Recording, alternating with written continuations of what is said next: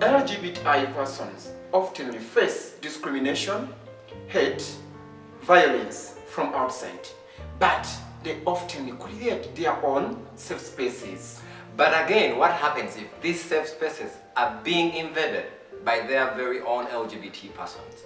Today at the couch, Curtis of the Nature Network, we are going to tackle being a safe space in a created safe space.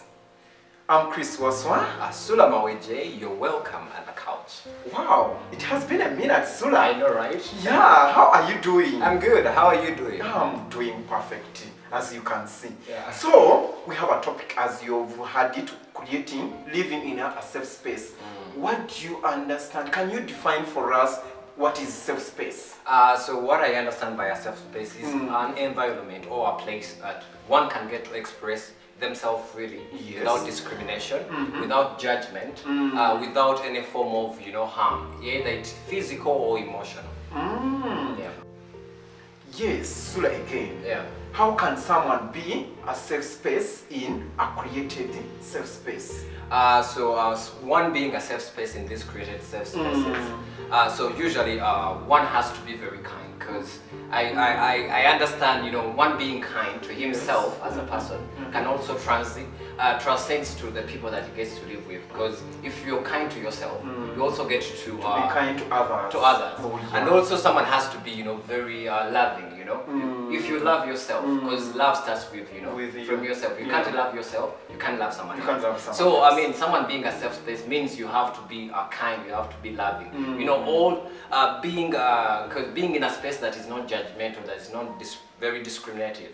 First, you yourself, you have to be a person, a loving person. You have to be very kind, and that also means being respectful of others' boundaries, and also respectful of each individuals that you get, to find in these spaces, and also being open-minded, when you're in these spaces, because it's very vital, or very vital, because in a sense that usually, we all don't have the same opinions, but we all have to find a common ground.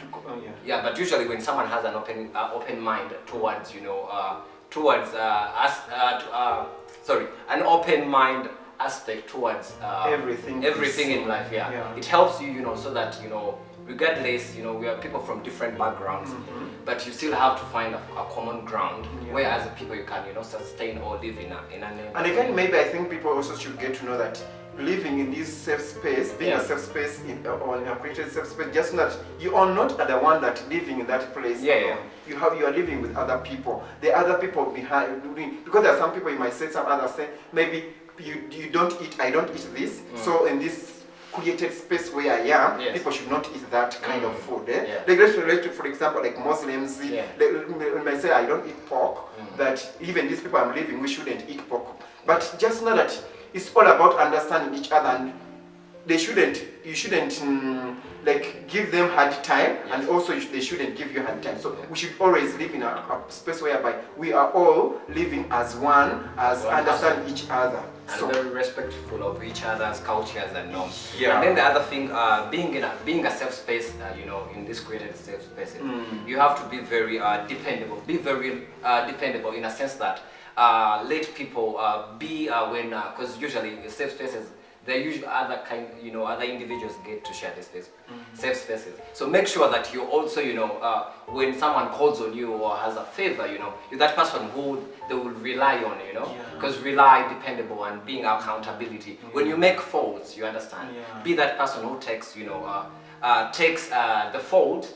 or acknowledge something that I did bad, and always be able to make amends, and also be able to know that I made wrong, but I'm trying to be a better person. So it's very important to also create this harmony, to also create harmony within you and harmony for others. So I understand. So how can we sustain these created safe spaces? So with these safe spaces, I mean, it's very, very vital in a sense that these safe spaces, however much, they are still safe spaces, But people who are governing or people living, we need to set like rule or guidelines. You understand?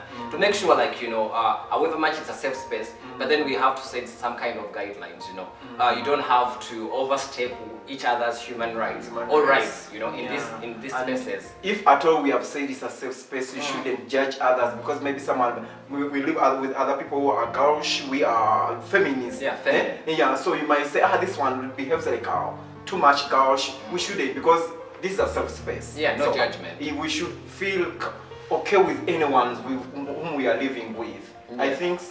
Does that make sense? Yeah, it does make sense. And then usually with these safe spaces, we have to always make sure, like, if someone does wrong, we should call these people out, make sure that we find ways of you know, having dialogues, and also so that this person doesn't become harm to others. You know, if you have a problem, if I've tried so many times of, you know, making around, having you know, dialogues with you, and then you're still the same person, you know, you're not changing. Let's not make this, you know, accommodate this person, and in the long run, it's going to affect other people. So let's call out our own, you know, if someone has done wrong, and you know wrong is going to be affect everyone.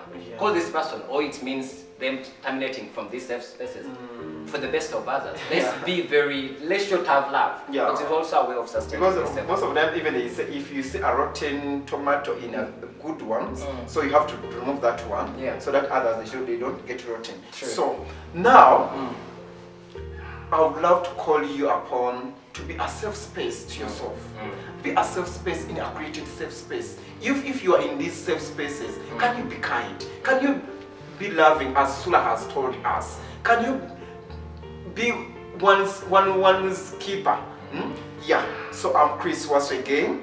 And I'm Sulah Maweje. See you next time, and don't forget to follow us on our social media platforms.